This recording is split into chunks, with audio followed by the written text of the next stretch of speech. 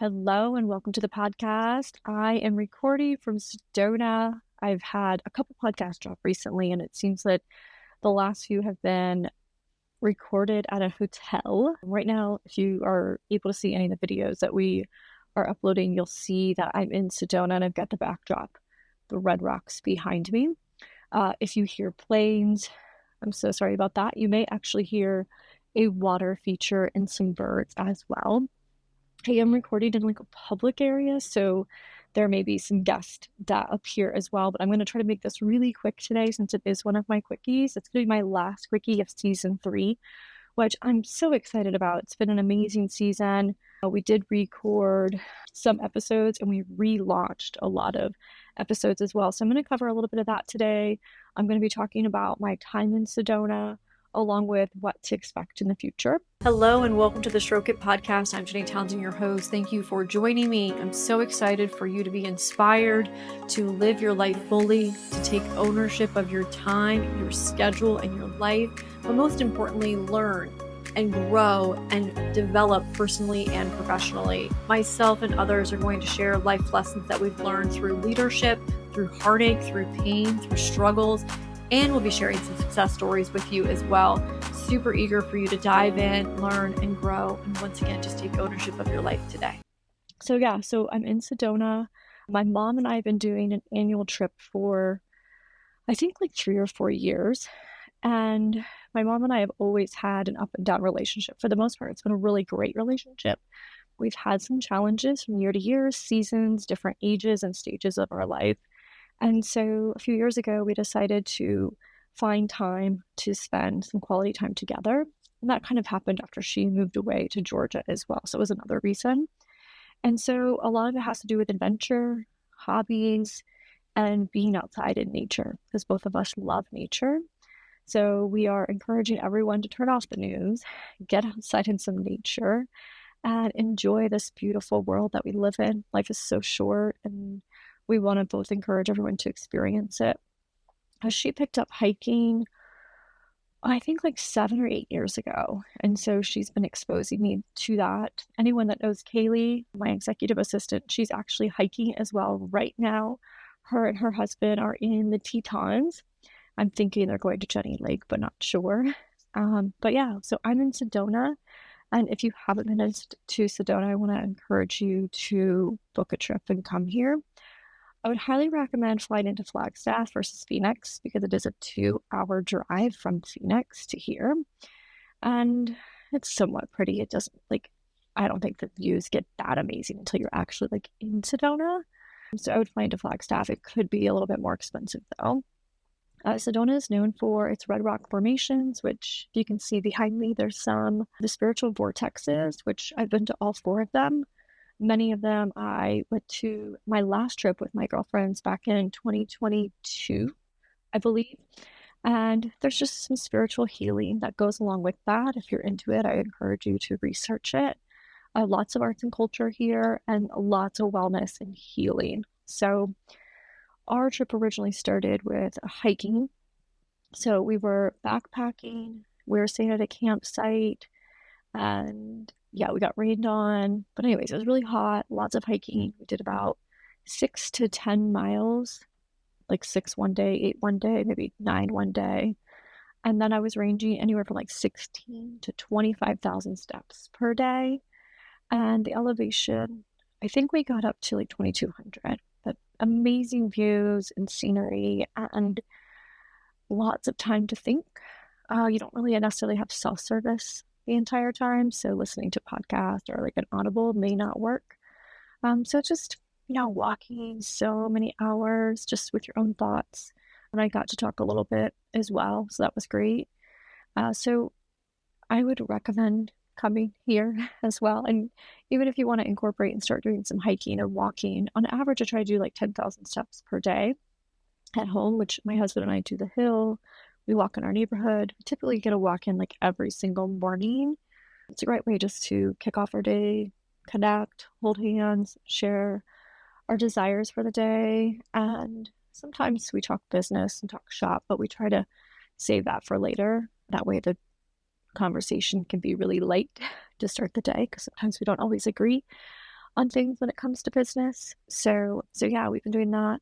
But the trip has been awesome. And then after we did the whole hiking, we decided to stay at a luxury resort. So we're staying at the Eagle Dancer, which is phenomenal.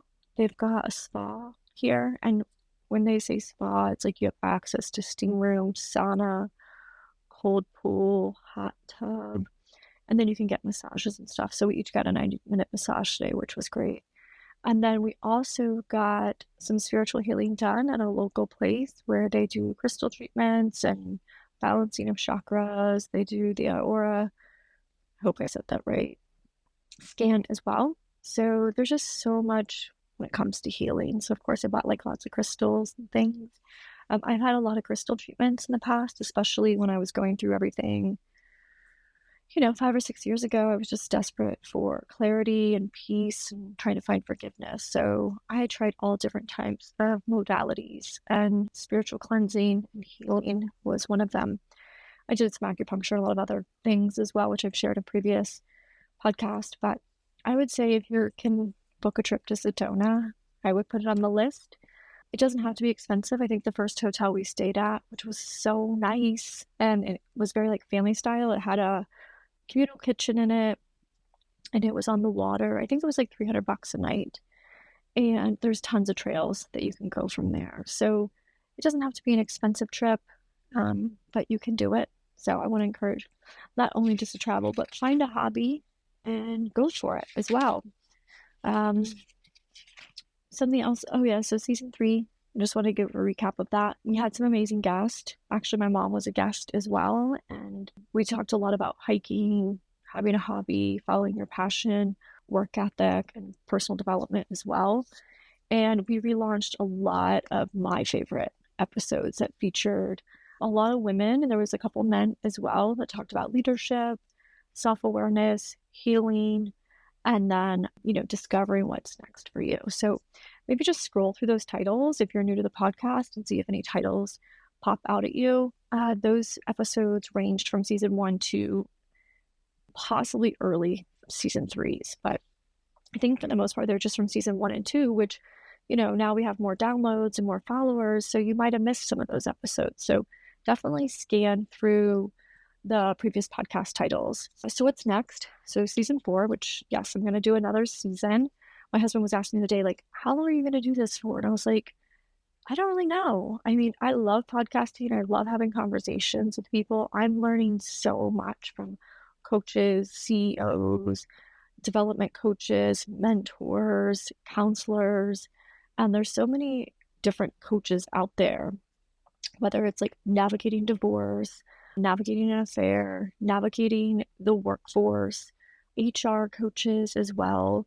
And then I've met some coaches too that were, really successful CEOs in the C-suites, and they decided to just like sell everything, quit their jobs, and rediscover themselves as well. So I've learned a great deal through all those conversations. And I have a lot of people that message me that they love the podcast. They like that it's personal and professional development. A lot of people that have experienced the same that I experienced with my marriage, the affair, and then not throwing in the towel, but thinking about throwing in the towel. So, I just love the work and I want to continue doing it. So I'm going to do another season, and I'm going to change the format a little bit. So some of it will still be done via the internet and Zoom or Riverside, but I did hire a new company, and Dustin is his name. He's going to be doing some in-person interviews in Sarasota with some guests as well. And I've got an amazing lineup of some amazing women that are regionally, like in the Sarasota, Tampa Bay area, that'll be being highlighted on the podcast. And they all have a lot of skills, talents. And my mom is walking up right now. Hi, Mom. So they're going to be on the lineup as well. And I'm looking forward to them sharing their stories. The format may change as far as the questions. I might not be focusing as much on the love languages as I did season 1 and season 2 and a little bit of season 3. There could be more discussions as far as like their specific story or their mission or their philosophy versus them always completing my questionnaire, which is the different stakeholders of who they stroke or who they want to share about those stories. We'll be sharing different visions. We'll be sharing some stories about adversity, struggles, win, resilience, and like I said, some women that have totally changed their lives, whether it was because they got divorced, they quit their jobs, or they decided that they wanted to do something they were passionate about and live their dream versus somebody else's. We'll be doing a lot more on leadership and self-awareness as well. One thing that will remain is focusing on living for today and focusing on what can you do to have more control of your life versus having other people dictate that. So whether it's your schedule, whether it's what you have to do on the weekend, whatever that may be. So we'll be talking a lot about that. I did want to update you on the company. So I have been sharing in a lot of my most recent podcast about how my music school has been going through a roller coaster since really last summer. And I've been very transparent on the growth and then the decline of it. And I hired some coaches, had a lot of conversation with some mentors, and really leaned into being the CEO and holding people accountable. Before I empowered people, I think a little bit too much, gave them a lot of leeway, and I also was in and out of the business. So I've been fully in since last summer, and I've had some of my key people out as well. So I had to really get in and start doing their jobs, and I was learning what they were capable of doing, if they were at capacity, what we needed to change, how we could work more efficiently. So we have spent the last 6 months really diving into the systems, developing those, making sure we have manuals for every single role. Our training manuals look so pretty. I'm so excited about them. And then just staying focused. So I think that's been the hardest thing for some of our team members, especially ones that had multiple roles and were in different areas within the business. So for instance, our membership director, she was handling concerts, scheduling, answering phones. I mean, she was doing everything. And her title is membership director. So her number one focus for the past year has been membership sales. So whether it's new sales or it's retention. And because she was so focused on all the other things, she wasn't making the 30, 60, or 90-day calls, which would be calling our clients to make sure they're happy, if there's anything we can enhance, anything we can do. Those things weren't happening. And then a lot of the follow-up wasn't happening. So we would have a lot of leads come in and we'd contact them once. And then we ran out of time and we never contacted them again. So we were spending a lot of money on recruitment, but we weren't actually closing a lot of the business. And there's other variables like the economy and more competitors and all that. But with all that being said, most recently, we have been focused since June 1st in getting the business back in order. So August was a great month. We hit our numbers and looking forward to September as well. Our critical number this year is 500. We started the year with 397. We dipped it down to 288 members, which was a super huge decline, especially during our summer months where our summer camp usually holds us steady. That was lower as well. But we are making our way back. I think we just hit 425 members. So we have 75 more members to go to hit that critical number, which our goal is by December 15th. I think based on the traction and following the systems, we'll be able to hit that by October or November 1st. And if we do, our team will see some rewards for that. When I say our team, it's the front office team, enhancing that experience for clients, from when someone calls to when someone walks in the door, to the concerts, to the lessons.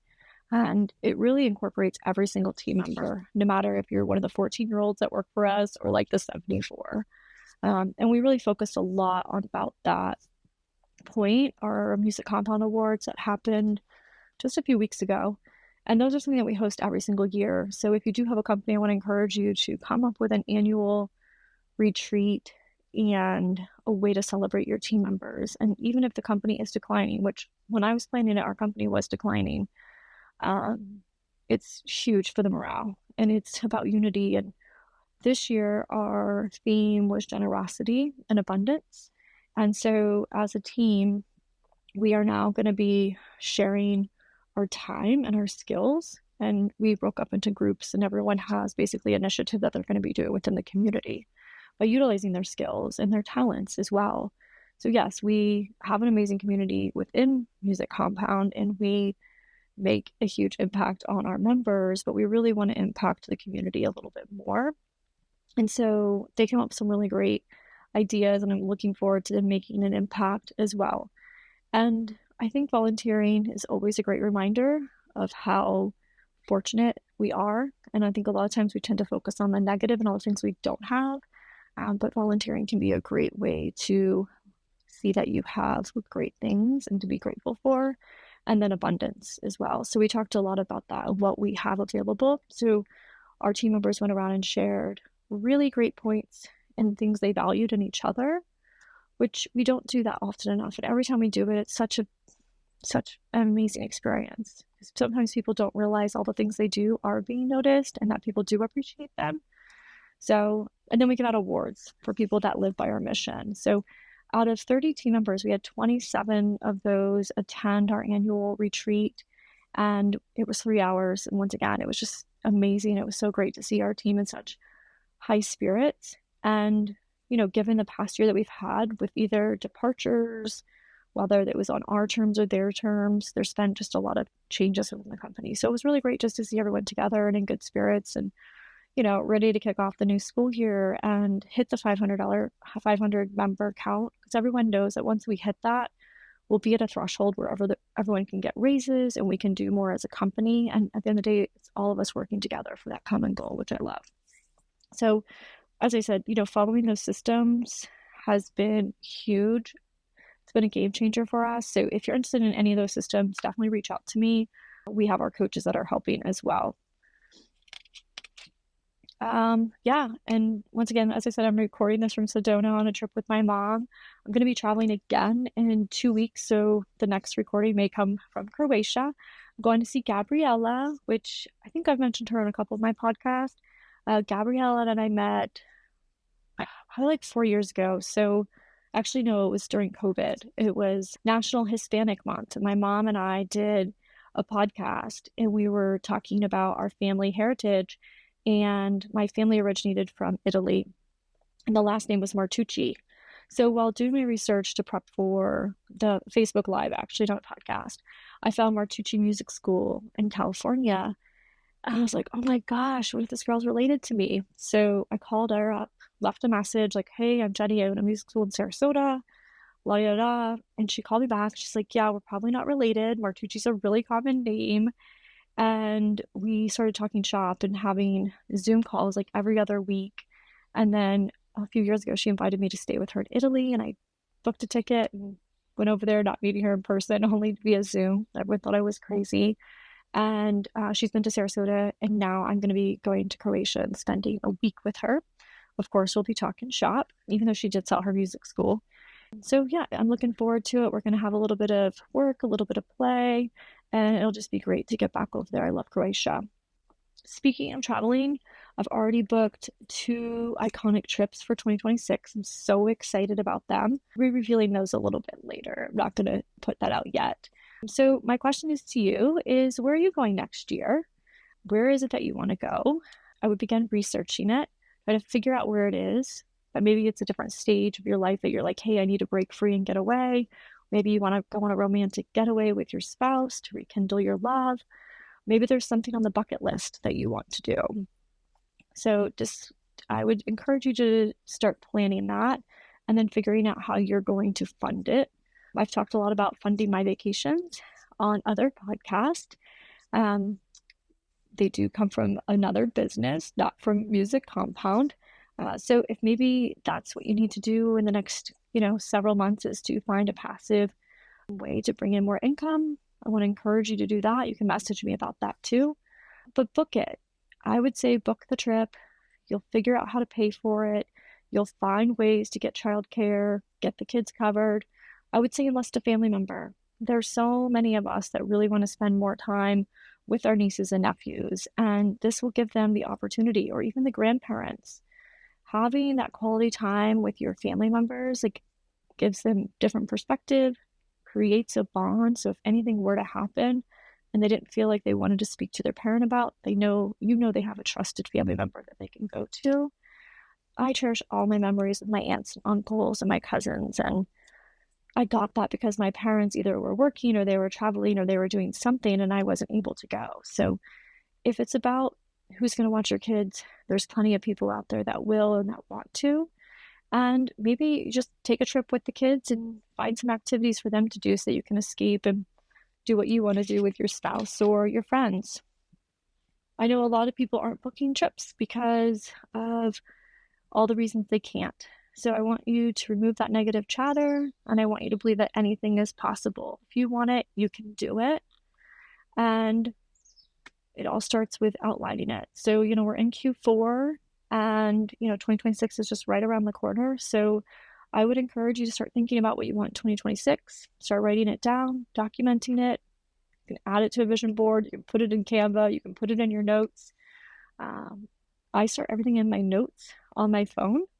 And then that way, when it comes time to really making a plan of when I'm going to do it and how I'm going to do it, I have a starting point as well. And then after you create that idea of what you want to do, start discussing it with your family. So sharing your goals and your desires with your partner or spouse, talking to your family members to make sure it can be possible, and then having open conversation with your employer of what you're wanting to do. There may be an opportunity for you to work maybe like 5 extra hours or 10 extra hours 1 week before or after, so you don't have to take as much PTO, or if you don't have PTO yet. As an employer, or for me as an employer, I want my people to travel. I want them to experience life. I think it's super motivating. It's also refreshing. I always come back so relaxed and invigorated and motivated and I always come up with crazy ideas when I'm on vacation. So I want to encourage my team members to take vacation. So your employer may want that as well. So have the conversation with what you're thinking, also the timeframes. So for me, obviously, since I own the company, I get first choice of 2026 travel dates. And then Alyssa gets hers, and then Mariana gets hers, and the rest of the team will get theirs. So by booking your travel early, you can get that on the calendar so that there's not a conflict when you decide that you do want to go. Once again, it's going to take funding. Start working on that plan and incorporating the support. I want to encourage you to begin dreaming and dreaming together. I mean, it takes a village. It takes a village to, make the trip happen. So review that. Like I said, review your PTO, talk to your coworkers. And then one thing that I love is the book, The One Thing. So like, what's one thing you want to accomplish either like in the next 90 days or in 2026? So I would consider that. And then, I just want to say cheers to another season of the books. Thank you all for downloading the podcast, listening and following. I really, really appreciate it. I'm looking forward to season 4, and I hope you are as well. If you haven't followed me on social or subscribed to my newsletter, I want to encourage you to do that. The newsletter and the weekly emails basically highlight the guest or whatever I'm talking about. There's typically a download that's associated with them and some other information. So if you haven't done that, subscribe. And speaking of downloads, I'm trying to get to 7,500 by December 15th. And I'm only like 700 away. So if you could do me a huge favor and send this to like 5 people, or even just the show, it doesn't even have to be this episode, just the show, I would be so grateful for you. And once again, thank you for tuning in. And remember, not only to stroke others, but to stroke yourself first, and make sure you do it daily. Cheers. Thank you for tuning into the Stroke It podcast. I hope you were inspired. I hope you're willing and ready to take some action. I want to encourage you to consider 5 people that could benefit from today's podcast. Super simple to share this episode. You never know who could benefit from hearing this podcast and how you could inspire them to create the change in the life that they're wanting. Cheers, and thank you so much for tuning in. Also, consider giving a